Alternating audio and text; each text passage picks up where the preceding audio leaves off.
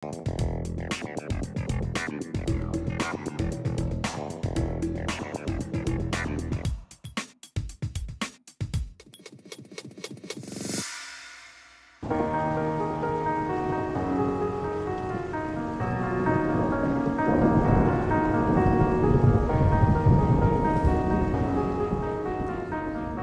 berkesenian tidak harus berorientasi apa yang ada dan dilakukan di Indonesia. Memang saya tinggal di Indonesia, tapi skop saya tentu saja mencari sesuatu yang lebih luas.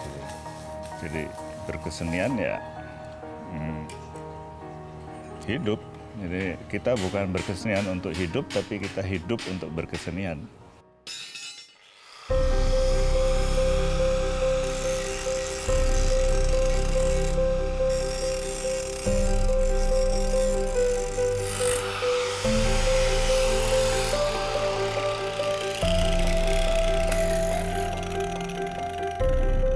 Ya, besi bekas itu sebenarnya kan apakah dia berbentuk gear atau rantai atau pipa itu ini kan barang-barang yang pernah mengabdi kepada kehidupan manusia gitu.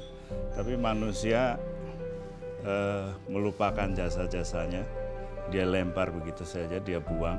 Nah, saya ingin mencoba meletakkan barang-barang bekas yang pernah mengabdi kepada kita itu ke tempat yang lebih luhur.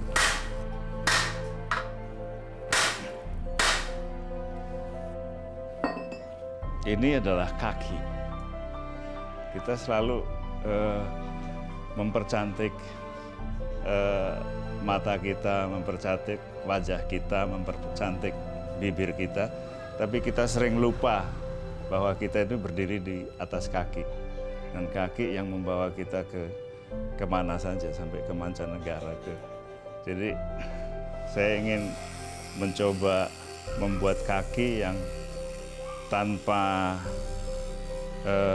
rencana sama sekali, dari satu skrup, satu gigi sepeda atau satu per, saya susun sedemikian rupa. Tentu saja saya menyusunnya juga dengan kemampuan saya menguasai anatomi tubuh manusia ya. Jadi, akhirnya menjadi kaki. Bagi saya kesenian itu sesuatu yang luhur. Jadi mereka mendapatkan added value.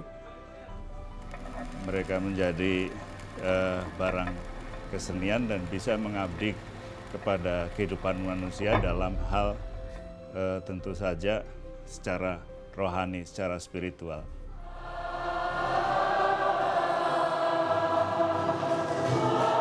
Pada saat Bapak memutuskan untuk membuat patung Corpus Christi dari bahan daur ulang, pada saat itu pula Bapak dan kami sudah siap bahwa orang mungkin akan memberi reaksi yang berbeda-beda.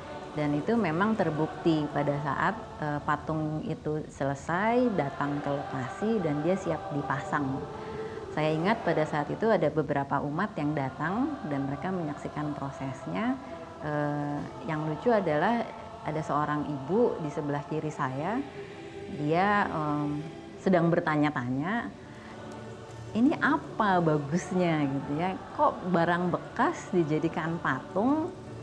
Dan patung untuk kaum Katolik, patung Corpus Christi itu kan memang adalah kiblatnya mereka untuk berdoa gitu. Sehingga dia mempertanyakan kenapa harusnya patung yang ada di tempat yang luhur yang akan mereka sembah dibuat dari barang-barang yang justru udah dibuang.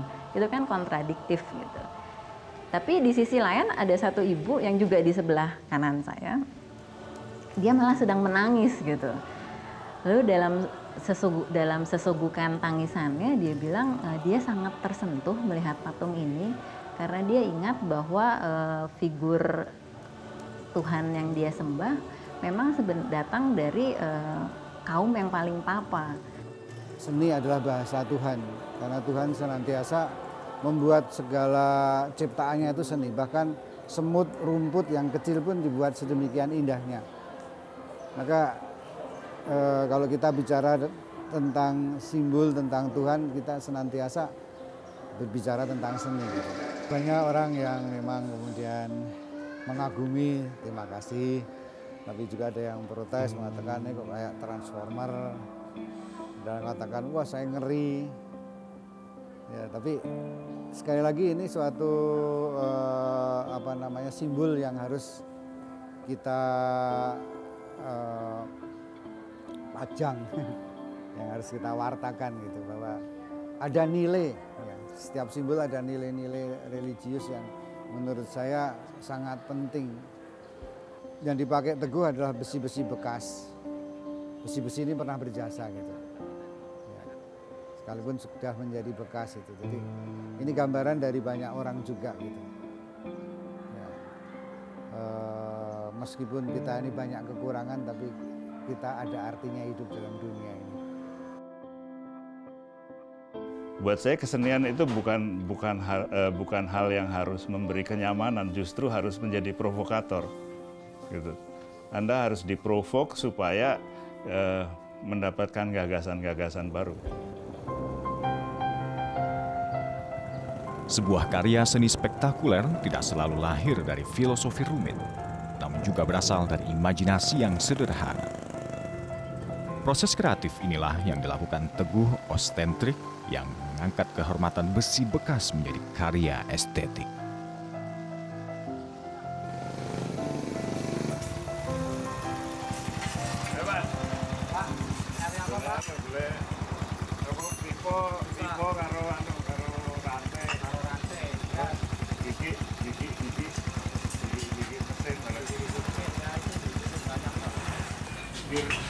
Sepeda motor gue ya? Gue iki sepeda motor. Sing gede-gede. Gede. Besi as juga. Besi as. Piro regane piro saiki? Regane 5.000, Pak. Ya ampun, parah banget. Biasa segitu, Pak. Biasane 2.500. 2.500 atau ngoli. Pasti 5.000. Kilo. 5.000. Kurang meneh sih nek. Nek sing ngene-ngene piro sing Podo. Podo ya? Iya. Waduh. Berarti milih dhewe iki? Iya, ya milih apa yang bisa dipakai. Ya. Lumayan.